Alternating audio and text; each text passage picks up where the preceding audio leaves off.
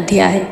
मैं सर्वगेश्वर भैरव के अंक में निवास करने वाली परमोत्कृष्ट पद्मावती देवी का चिंतन करती हूँ।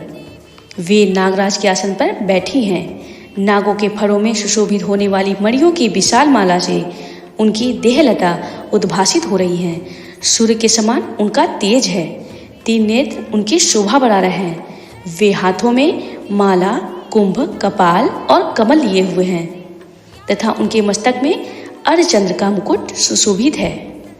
ऋषि कहते हैं, देवी का यह कथन सुनकर दूत को बड़ा अमरस हुआ और उसने दैत्यराज के पास जाकर जब समाचार विस्तार पूर्वक कह सुनाया, दूत के उस वचन को सुनकर दैत्यराज कुपित हो उठा और दैत्य सेनापति धूम्रलोचन से बोला, धूम्रलोचन, तुम शीघ्र अपनी सेना साथ लेकर जाओ और उस दुष्टा के केस पकड़कर घसीटते हुए उसे बलपूर्वक यहाँ ले आओ।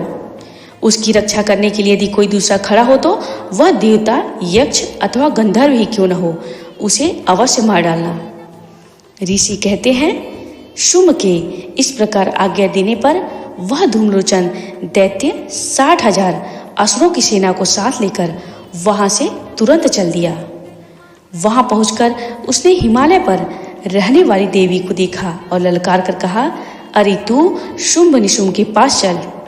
यदि इस समय प्रसन्नतापूर्वक मेरे स्वामी के समीप नहीं चलेगी तो मैं बलपूर्वक झोटा पकड़कर घसीटते हुए तुझे ले चलूंगा।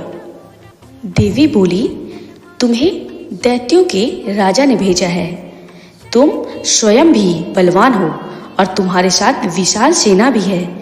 ऐसी दशा में यदि मुझे बलपूर्वक ले चलोगे तो मैं तुम्हारा क्या कर सकती हूँ। ऋषि कहते हैं, देवी के योग कहने पर असुर धूम्रलोचन उनकी ओर दौड़ा।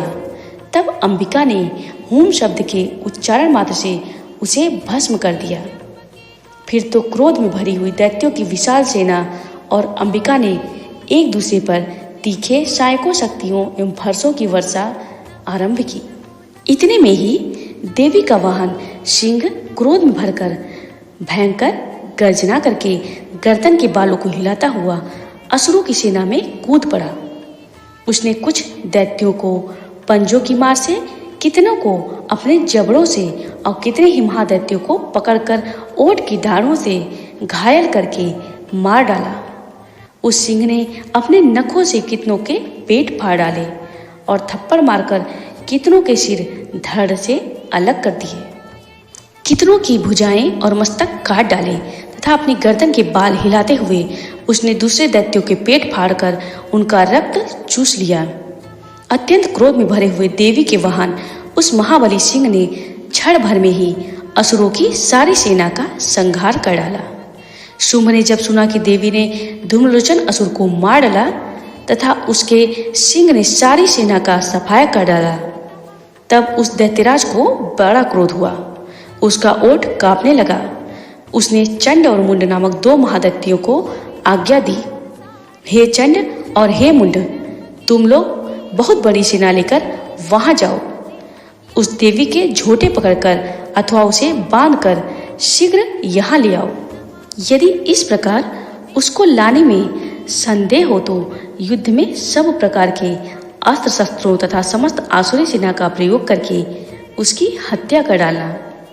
उस दुष्टा की हत्या होने पर सिंह के भी मारे जाने पर उस अंबिका को बांधकर साथ ले शीघ्र ही लौट आना।